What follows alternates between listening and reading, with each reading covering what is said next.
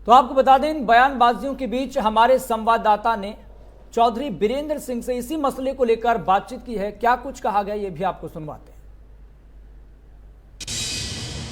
साल 2024 के चुनाव पास हैं, इसको लेकर सभी पार्टियों ने अपनी जो है तैयारियां शुरू कर दी हैं। हरियाणा के अंदर कहीं रैलियां की जा रही हैं तो कहीं पर यात्राएं निकाली जा रही हैं। इस समय पूर्व केंद्रीय मंत्री बीरेंद्र सिंह जी हमारे साथ हैं। सर, यदि बात की जाए 2024 को लेकर, क्या कुछ लगता है, क्या कुछ तैयारियां रहने वाली हैं? देखिए, चुनावी साल में तो तैयारियां ही होती हैं अपने अपने तरीके से। सभी राजनीतिक दल अब अपने घरों से और अपने दफ्तरों से मैदान में हैं और भारतीय जनता पार्टी का भी अपना एक तरीका है लोगों से संपर्क जोड़ने का, और मैदान में वो भी निकले हैं। और मैं ये समझता हूँ कि हरियाणा में लोगों में ये भी चर्चा है कि हो सकता है चुनाव असेंबली का इस पार्लियामेंट के साथ हो, तो उस तरीके से भी जुड़ने की आवश्यकता है। और दोनों चुनाव होते हैं तो उसके लिए भी तैयारी हमारी है। सर, बीजेपी के दिग्गज नेता आ रहे हैं, रैलियां की जा रही हैं। उसके बाद सर अब हरियाणा के मुख्यमंत्री मनोहर लाल भी फील्ड में उतर चुके हैं, बिमला देवी फील्ड में उतर चुकी है। क्या लगता है सर, 2024 को लेकर क्या कुछ रहने वाला है? देखिए, अब ये तो कोई ज्योतिषी बता सकता है क्या रहेगा। मैं तो इतना कहता हूँ कि चुनावी साल में तैयारी अपनी पूरी जो भी राजनीतिक दल है वो यही करता है। कई मेरे को बोलते हैं कि जी वो उस पार्टी के लोग ये कहते हैं हम राज बनाएंगे, हम जीतेंगे। तो मैंने कहा भाई ये तो होता ही है, कोई ये थोड़ा कहेगा कि हम चुनाव तो लड़ रहे हैं लेकिन हम हारेंगे। तो सबका अपने अपने दावे हैं, लेकिन भारतीय जनता पार्टी ने पिछली बार 10 की 10 लोकसभा सीटें जीती हैं। और अब क्योंकि 10 साल का जो शासन काल है उसमें उन्होंने अपने ज़मीन पे जो उनका आधार है उसका विस्तार किया है। पहले नहीं था ऐसा हरियाणा में भारतीय जनता पार्टी का, ख़ास तौर पे गांव में कोई जन आधार नहीं था। लेकिन अब 10 साल की जो सरकार है और संगठन का जो काम हुआ है उससे ये मजबूत हुए हैं। यदि सर बीजेपी और जेजेपी गठबंधन की बात की जाए, उसको लेकर भी बहुत ज़्यादा सर विवाद भी देखने को मिला, इसके साथ बयानबाजियां भी देखने को मिली।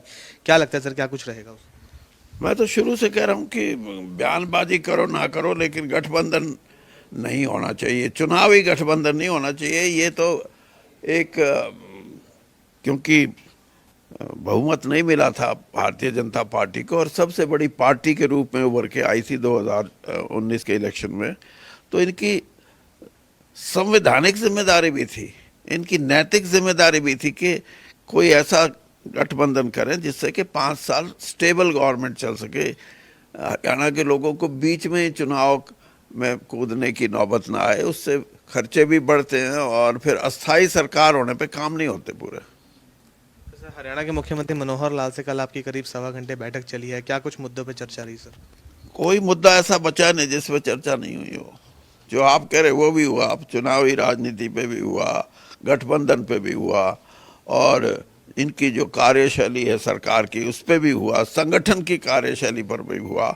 और मैंने यहाँ तक कहा कि भारतीय जनता पार्टी के जो कार्यकर्ता हैं उनको अगर नया जोश आप नहीं भरोगे तो उनकी जो शिथिलता है वो कहीं ना कहीं हमारे को नुकसान करेगी। तो इसलिए हमारे को अपने कार्यकर्ताओं में एक ऐसी स्पिरिट के साथ आगे बढ़ाना चाहिए जिससे उनको लगे कि हमारे को तीसरी बार सरकार बनाने में, क्योंकि कोई भी नेता कितनी बड़ी बात करे लेकिन कोई चुनाव जीतना वो नेता के हाथ में नहीं या प्रचार के हाथ में नहीं, वो कार्यकर्ता है जो आपके एक एक वोट का हिसाब रखता है और उसी के कारण से आपको जीत मिलती है और उसी के कारण से उसकी शिथिलता से आपको हार भी मिलती है।